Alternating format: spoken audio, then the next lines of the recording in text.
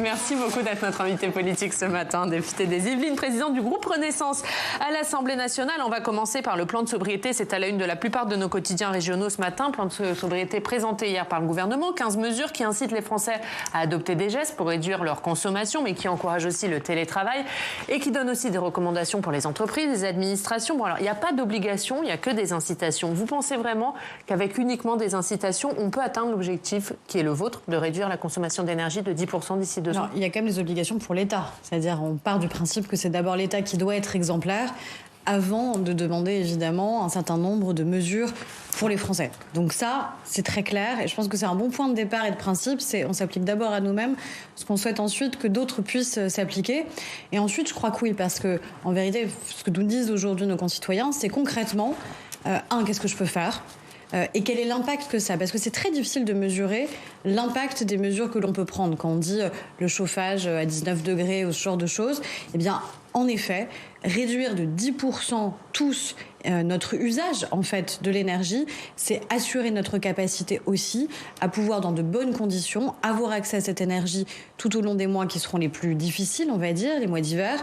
Et puis c'est aussi un enjeu sur la question des prix et la baisse des prix, c'est-à-dire baisser la consommation. Évidemment, ça a un effet direct sur la baisse des prix.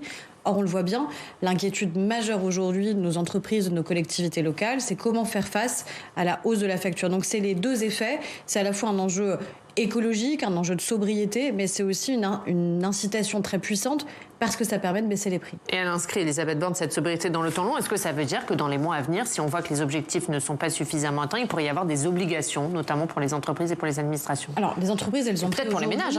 Alors, elles ont pris aujourd'hui des engagements volontaires, mais en vérité, c'est leur intérêt de les tenir. C'est leur intérêt vis-à-vis des Français, parce que les Français attendent des entreprises qu'elles soient vertueuses et qu'elles s'engagent. Je crois que celles qui ne le feraient pas se mettraient un peu sur le banc de touche par rapport à celles qui s'engagent très concrètement. C'est leur intérêt aussi, là encore, d'un point de vue économique, parce que la facture énergétique, de toute façon, de nos entreprises a tellement augmenté dans des proportions qui sont déraisonnables. Et ça, c'est tout l'engagement qu'on a aussi au niveau européen. Parce qu'on voit bien aujourd'hui que les prix ne reflètent pas la réalité. Et c'est bien l'enjeu qu'on a de se dire qu'on doit avoir des stabilisateurs pour que les prix, enfin, reviennent à un niveau normal. Je crois qu'aujourd'hui, honnêtement, tout le monde veut s'engager, tout le monde a intérêt à s'engager. Si on devait aller plus loin, ça se regarde évidemment. On a pris un certain nombre de mesures réglementaires.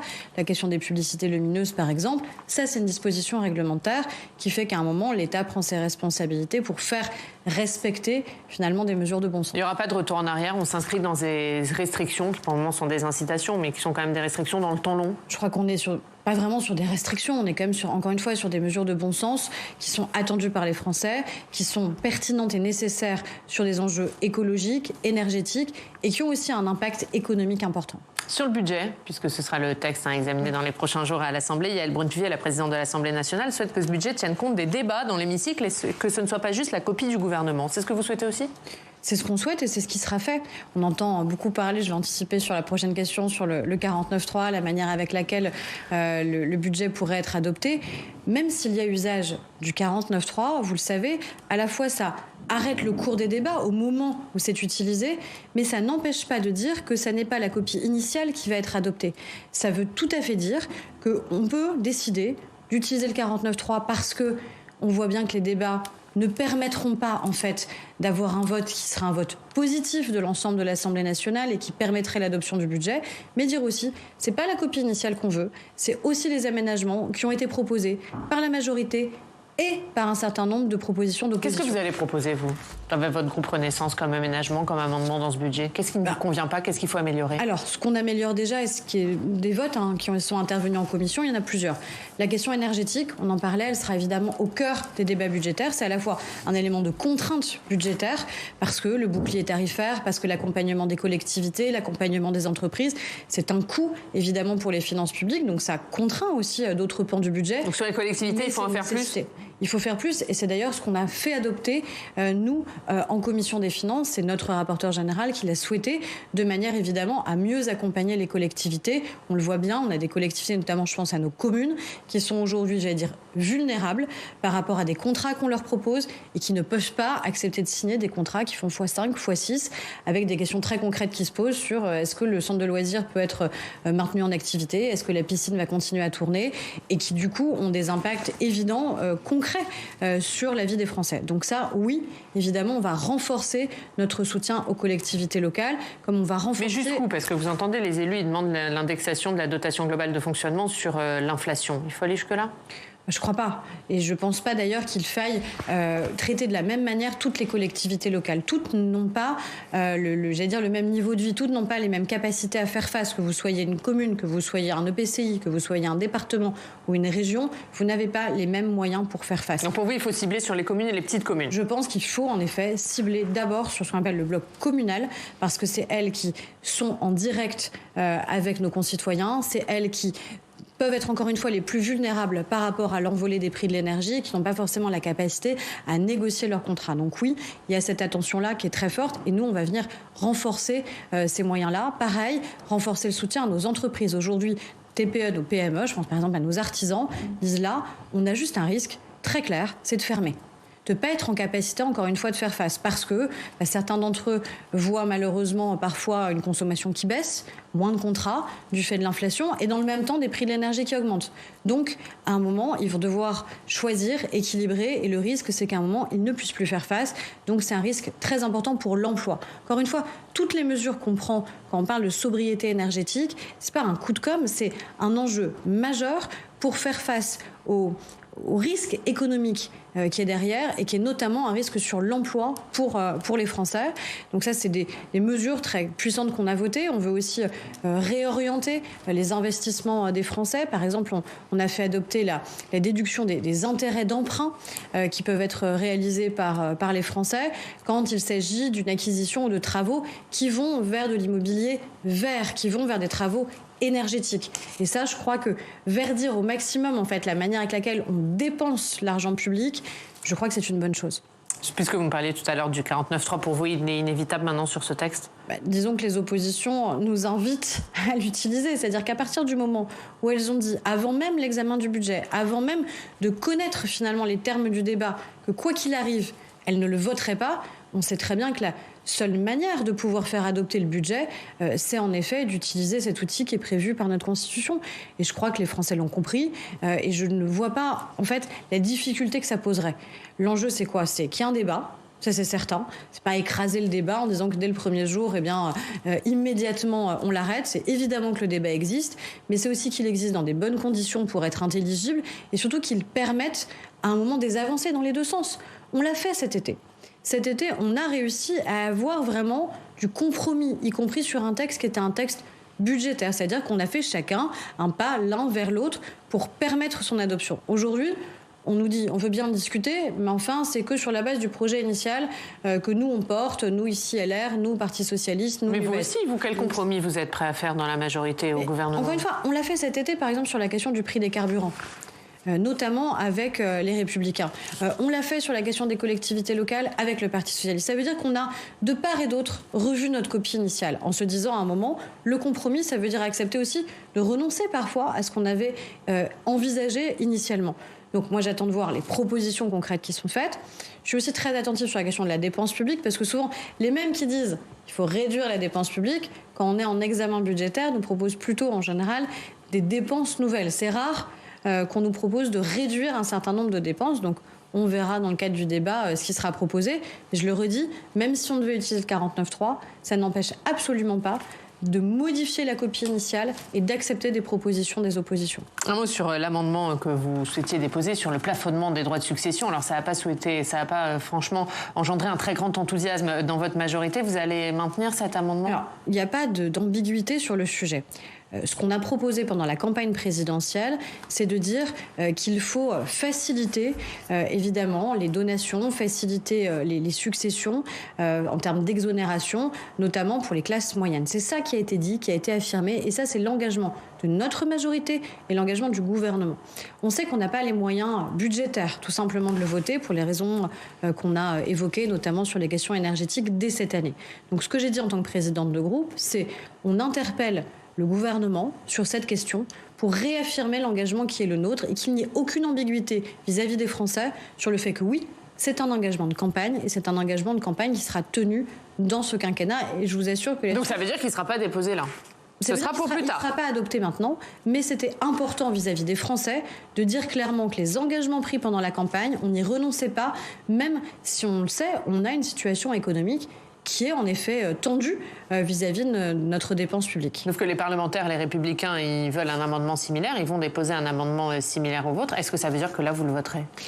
Non, parce que justement, ils demandent une réalisation immédiate et eux, ils ne demandent pas la baisse de la dépense publique. Donc, ils ne savent pas le financer aujourd'hui. Donc, moi, je redis très clairement aux Français qui ont voté pour nous, ou même s'ils n'ont pas voté pour nous, qui attendent que cette mesure entre en vigueur, oui, ce sera fait dans ce mandat.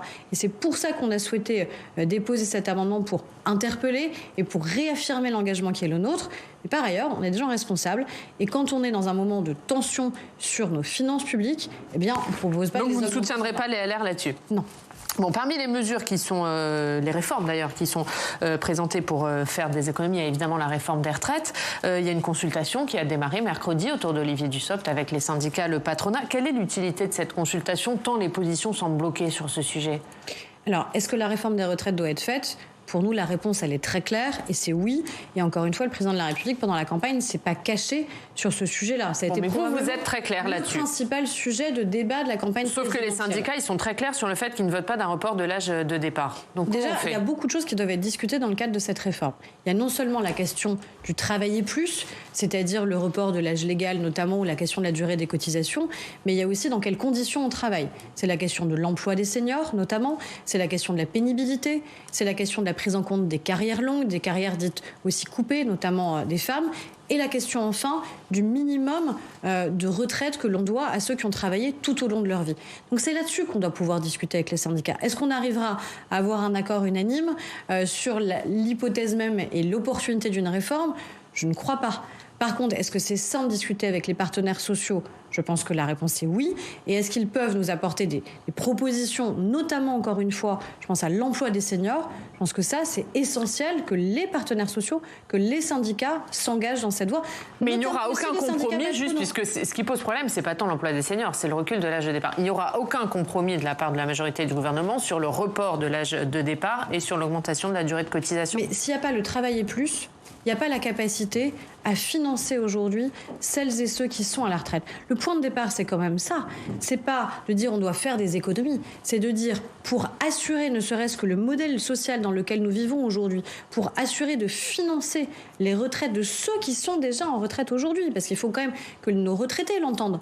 Et eux le savent. Ils savent que si cette réforme n'est pas engagée, si cette réforme n'est pas réalisée, ceux qui promettent de partir toujours plus tôt ne savent pas derrière financer ceux qui sont déjà à la retraite, ne savent pas financer demain le minimum de retraite pour ceux qui auront travaillé tout au long de leur vie, ne savent pas non plus prendre en compte les questions essentielles de carrière longue ou de carrière hachée, notamment pour les femmes. Donc c'est pour ça qu'on doit le faire. C'est pas générer d'abord des économies, c'est s'assurer de la viabilité sur le moyen et le long terme d'un système. Je pense que tout le monde se félicite. Personne d'ailleurs n'a demandé à changer le système. Personne ne dit aujourd'hui qu'on ne doit plus être dans un système par répartition. On aurait pu avoir une nouvelle voie. C'est pas du tout celle qu'on emprunte, mais il faut de la responsabilité. Non, mais certains à gauche demandent un retour à la retraite à 60 ans. Oui, mais enfin derrière, vous vous souvenez pendant la campagne présidentielle, quand on leur posait la question à la retraite à 60 ans, mais avec combien en durée de cotisation ? Là, c'était tout de suite déjà beaucoup plus ambigu. Et puis, est-ce que vous êtes capable dans ces cas-là de maintenir le niveau des pensions actuelles ? Là aussi, c'était plus ambigu, parce que la réponse, elle est claire, c'est que si c'est la retraite à 60 ans, eh bien, on ne peut pas financer aujourd'hui nos pensions de retraite, sauf à augmenter les impôts des Français. Est-ce que cette fois, vous irez au bout, quoi qu'il arrive ? Vous repousserez l'âge légal de départ, quoi qu'il arrive, même si les syndicats sont contre et même si éventuellement la rue se mobilise ? Mais la réponse, c'est oui. La réponse, c'est oui. On a reçu un mandat clair des Français sur ce sujet-là. Encore une fois, on aurait pu faire en sorte de minimiser la question, de dire, écoutez, on verra après la campagne présidentielle et les législatives, on ouvrira des négociations, tout sera sur la table, etc. Alors, Emmanuel Macron, dans l'entre-deux tours, les 65 ans, il est un peu revenu dessus. Il a dit, les 65 ans, c'est plus un tabou, on verra. Ça sera peut-être 64 en 2028, on verra 65 plus tard. Et il a assumé, y compris dans le débat d'entre-deux tours face à Marine Le Pen, cette question de la réforme des retraites. Et cette question, on l'a assumée nous-mêmes dans nos propres campagnes législatives. Peut-être que ça nous a coûté, si on est honnête. Parce que c'était une mesure qui était difficile, qui n'est jamais la mesure la plus populaire. Mais c'est à la fois le marqueur, je crois, du courage et de la nécessité et de la volonté de la réforme, mais c'est surtout une nécessité sur le fond de pourquoi on doit le faire. On s'est beaucoup attardé, je comprends pourquoi, sur la question de la méthode, quand est-ce que cette réforme devait intervenir. Je crois que ce qui intéresse les Français, c'est surtout qu'est-ce que vous mettez dans cette réforme. Quand est-ce que moi, qui ne suis pas loin de la retraite, je pourrais solder mes droits à la retraite, par exemple. Qu'est-ce que je vais toucher, moi, comme retraite demain, alors qu'aujourd'hui, on me dit que j'aurai une toute petite pension de retraite. Est-ce que moi, en tant que femme, qui ai dû m'arrêter de travailler parfois, je serai mieux prise en compte demain. C'est tout ça qu'on doit faire avec les Français. Quand vous entendez la France insoumise dire que s'il le faut, ils déposeront des milliers d'amendements, Mathilde Panot parle même de 75 000, qu'est-ce que vous en pensez ? Ils ont déjà fait ça par le passé. Je ne suis pas sûre que l'obstruction soit un bon signe de vie démocratique. Et quand je vois les propos de Jean-Luc Mélenchon qui, dans une espèce de métaphore par rapport à ce qui s'était passé lors de la Révolution française, considère qu'il faudrait faire mieux, faire mieux que d'arriver à emmener le roi et la reine, c'est quoi ? C'est soit la guillotine pour le président de la République. Donc, on va le voir ce tweet, juste pour que ça soit clair pour tout le monde, parce qu'effectivement, Jean-Luc Mélenchon, il appelle à une marche contre la vie chère le 16 octobre. Et hier, il a fait un tweet en disant « Le 5 et 6 octobre 1789, les femmes marchent sur Versailles contre la vie chère. Elles ramènent le roi et la reine et le dauphin de force à Paris, sous contrôle populaire. Faites mieux le 16 octobre. » C'est un appel à la sédition ? En tout cas, le faites mieux... j'aimerais qu'il clarifie sa position. Faites mieux que l'usage de la force pour les ramener. Qu'est-ce que ça veut dire concrètement ? Et je ne crois pas que ce soit au niveau. D'ailleurs, un certain nombre de ses partenaires politiques l'ont rappelé à l'ordre sur le sujet. Mais je pense que Jean-Luc Mélenchon, malheureusement, depuis des semaines, si ce n'est des mois, est discrédité. Je ne comprends pas pourquoi il n'arrive pas, au sein de la France insoumise d'ailleurs, à rompre définitivement avec ses méthodes et avec lui. Je crois qu'il n'est pas crédible pour continuer à être un homme politique, parce qu'il n'est pas responsable et digne dans ses propos, et que appeler à la haine, appeler à la violence, on l'a subi dans le précédent mandat. Les élus l'ont subi dans le précédent mandat. Et je ne crois pas que la société souhaite que la violence en permanence s'installe, qu'elle s'installe dans nos débats parlementaires, qu'elle s'installe dans nos débats même télévisés, qu'elle s'installe en général partout dans la société. Et les responsables politiques ne devraient jamais plaider pour la violence. Ça veut dire qu'il n'est plus à la hauteur aujourd'hui pour vous, Jean-Luc Mélenchon ? Pour moi, de manière très claire et très nette. Je crois qu'à un moment, quand on se dit républicain et démocrate, il y a des mots, des méthodes, des attitudes qu'on n'a pas le droit d'employer. Parce qu'on a valeur d'exemple. Et ça, c'est pas le tweet d'un républicain pour vous, ce tweet-là ? On a valeur d'exemple quand on a été candidat plusieurs fois à l'élection présidentielle, quand des millions de Français, à un moment, ont cru au projet politique que vous portiez. Forcément, vous avez une voix qui porte et qui est entendue. Eh bien, moi, je considère qu'en effet, à partir du moment où vous appelez à la force et à la violence, vous êtes discrédité et vous n'êtes pas digne de représenter les Français. Puisqu'on parle de la France insoumise, vous avez posé une question d'actualité mardi au gouvernement, qui a un peu enflammé l'hémicycle, et notamment la France insoumise et la NUP, puisque vous faisiez allusion, sans vraiment le citer, à Adrien Quatennens, qui a reconnu avoir donné une gifle à son épouse. Vous qui prenez le dialogue, le compromis avec les oppositions, est-ce que vous regrettez cette question ? Est-ce que vous êtes allé un peu trop loin ? Ce que je regrette, c'est ceux qui ont continué à défendre un homme qui a reconnu des faits constitutifs de violence conjugale.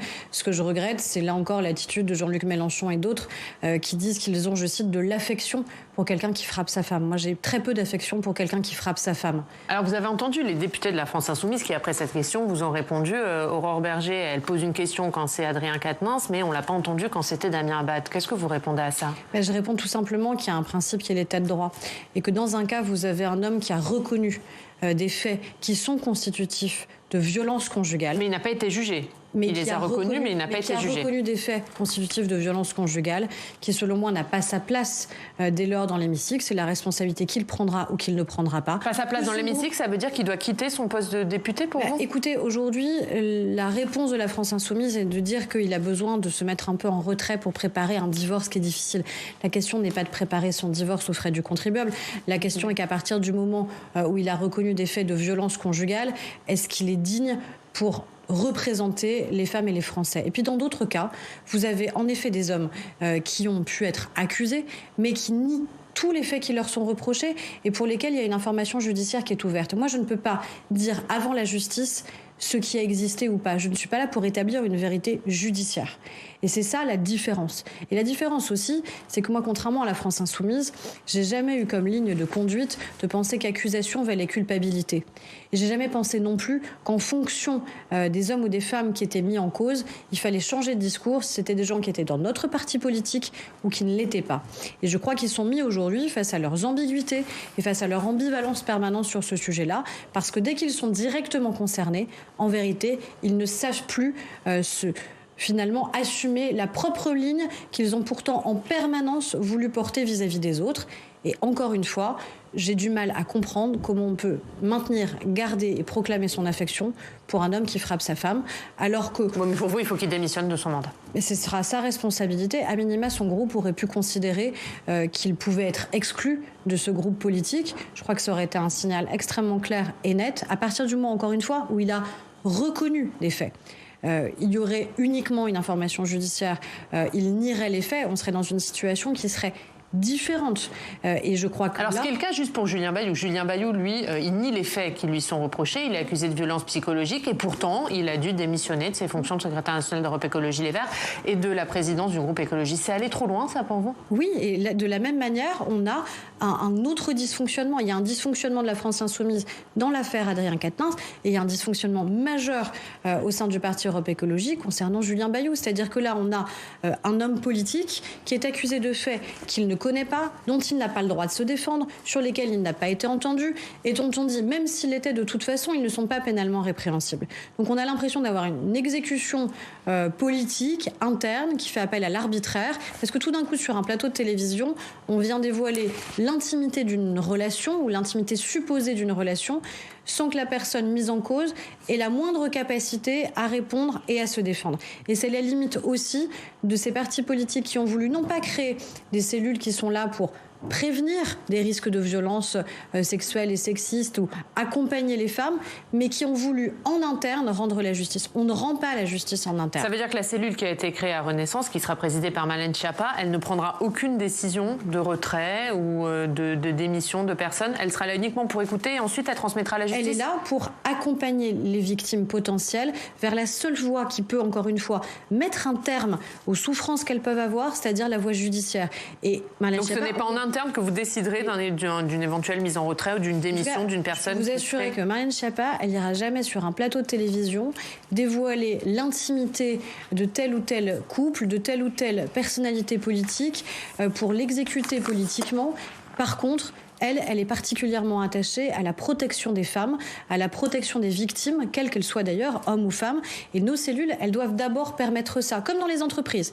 Ce sont d'abord des cellules qui doivent écouter, qui doivent prévenir, mais qui ne peuvent en aucun cas se substituer à la justice. Merci Aurore Berger. Merci beaucoup d'avoir été notre invité ce matin, président du groupe Renaissance à l'Assemblée nationale. On passe au Club des territoires.